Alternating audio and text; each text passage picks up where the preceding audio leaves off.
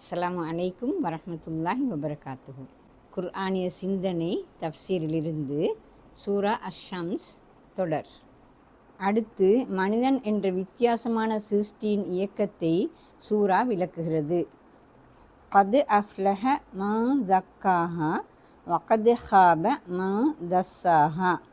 அதனை தூய்மைப்படுத்தி வளர்த்து விட்டவன் வெற்றி பெற்றான். அதனை பாவங்களால் மூடி மறைத்து விட்டவன் தோல்வி அடைந்தான்.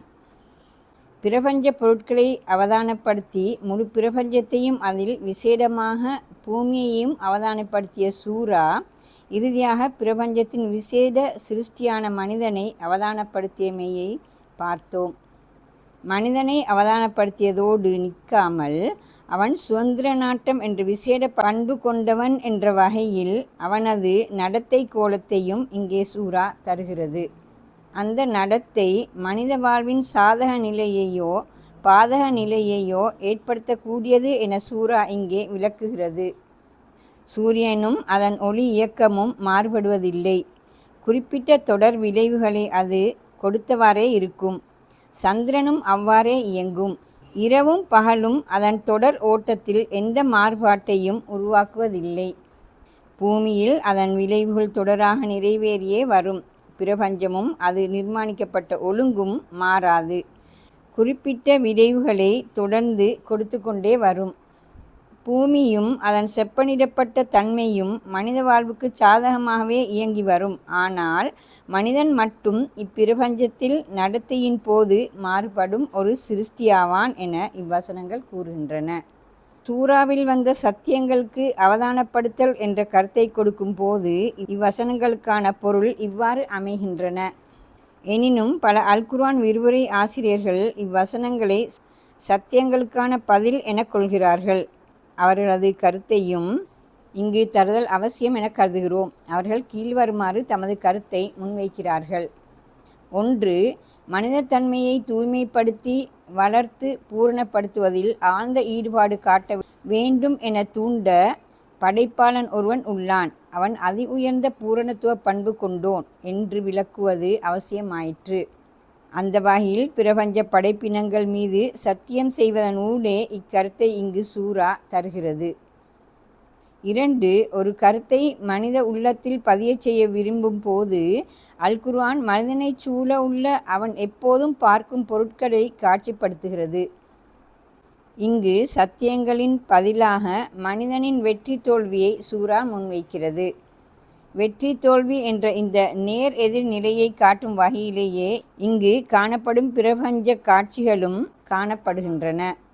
இந்த வகையிலேயே சூரியன் சந்திரன் இரவு பகல் வானம் பூமி என நேரெதிர் பொருட்கள் சத்தியத்திற்காக பிரயோகிக்கப்படுகின்றன.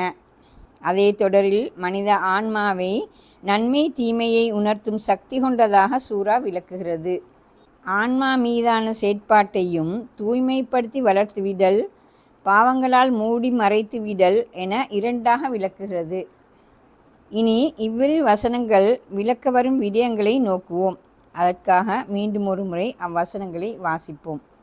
அதனை தூய்மைப்படுத்தி வளர்த்து விட்டவன் வெற்றி பெற்றான். அதனை பாவங்களால் மூடி மறைத்து விட்டவன் தோல்வி அடைந்தான். முன்னுள்ள வசனத்தில் சூரா பாவித்த நஃப்ஸ் என்ற சொல்லின் பொருள் உடல் ஆன்மா இணைந்த மனிதனின் கட்டமைப்பு என விளக்கினோம். இன்னொரு வகையில் சொன்னால் அதுவே மனித ஆளுமை அவனது யதார்த்தம் எனவும் ஏற்கனவே பார்த்தோம். அந்த மனித கட்டமைப்பின் இன்னொரு பகுதி நன்மை தீமையை புரிந்து கொள்ளும் மனித இயற்கை இரண்டு பக்கமும் செல்லக்கூடிய அவனது சுதந்திர நாட்டம் எனவும் ஏற்கனவே விளக்கினோம். இந்த மனித கட்டமைப்பின் பின்னணியிலேயே இவ்வசனங்களின் கருத்தை விளங்க முயல்வோம். 1. மனிதன் தானாகவே வெற்றியையோ தோல்வியையோ சம்பாதித்து கொள்கின்றான் என இவ்வசனம் விளக்குகிறது. அல்-குர்ஆனின் சிந்தனை பின்னணியில் வெற்றி தோல்வி என்பது உலக வெற்றி தோல்வியையும் மறுமையின் வெற்றி தோல்வியையும் குறிக்கிறது.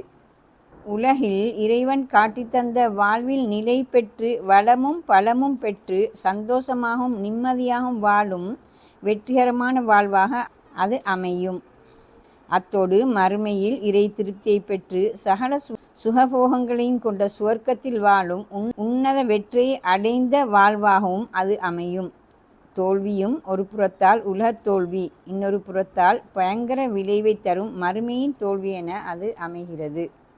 2. வெற்றிக்கான அடிப்படை காரணம் மனிதன் தனது இயற்கை ஆற்றல்களை வளர்த்து கொள்வதாகும் எனவும், தோல்விக்கான அடிப்படை காரணம் அந்த இயற்கை ஆற்றல்களை மூடி மறைத்து அழித்துவிடலாகும் எனவும் இவ்வசனம் கூறுகிறது.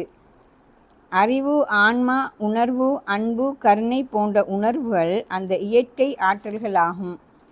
பல்வேறு மனோ இச்சைகளும் இயற்கை ஆற்றல்களேயாகும். நஃப்ஸ், மனிதனின் கட்டமைப்பு என்ற பிரயோகம் இந்த இயற்கை ஆற்றல்கள் அனைத்தையும் குறிக்கிறது. 3. மனிதன் இயல்பில் உயர்ந்தவன், நல்லவன். எனவேதான் அவனின் இயற்கை ஆற்றல்களை வளர்த்துவிடல் ஒன்றே வெற்றிக்கு வழி எனவும், அவற்றை மறைத்து ஒடுக்கிவிடலே தோல்விக்கு காரணம் எனவும் இவ்வசனங்கள் கூறுகின்றன. 4. பாவங்களால் மூடிமறைத்தல் என்ற சூறாவின் பிரயோகம் ஆன்மீக ரீதியாக உயர்வுபட்டு நல்லொழுக்கங்களை உள்ளத்தில் வளர்த்துவிடத்தக்க மனித கட்டமைப்பின் இயற்கை தன்மையை மறைத்து ஒடுக்கிவிடலை குறிக்கிறது. முன்னால் உள்ள வசனத்தில் வரும் தீமையை அதற்கு உணர்த்துதல் என்ற பிரயோகத்தின் பொருள் இதுவாகும். இந்த இயற்கை தன்மையிலிருந்து பிறழ்ந்து தீமையில் வீழ்ந்தழியும் போக்கையும் மனிதன் மேற்கொள்ள முடியும் என்பதையே இவ்வசனம் உணர்த்துகிறது. 5. இறை நிராகரிப்பு, அநியாயம், கொலை, கொள்ளை, விபச்சாரம் போன்ற பாவச் செயல்கள்தான் மனித கட்டமைப்பின் நட்போக்கு கொண்ட இயற்கை தன்மையை மூடி மறைத்து நசுக்கி விடுகின்றன. இந்த பின்னணியிலேயே தூய்மைப்படுத்தல் என்ற பிரயோகத்தையும் இவ்வசனம் பாவித்தது. பாவச் செயல்கள் என்னும் அழுக்குகள் படிய முற்படும் போது தூய்மைப்படுத்தல் செயற்பாடு முன்வைக்கப்பட வேண்டும் என்ற கருத்தை இது குறிக்கிறது. இந்த வகையில் இவ்வசனங்கள் 2 அடிப்படை உண்மைகளை முன்வைக்கின்றன. 1. பயிற்றுவித்தல் என்பதே இஸ்லாத்தின் கண்ணோட்டத்தில் சமூக உருவாக்கத்தின் அடிப்படை கோட்பாடாகும். குடும்பம், பாடசாலை, பள்ளி என்ற அடிப்படை நிறுவனங்களை இதற்காக இஸ்லாம் முன்வைக்கிறது.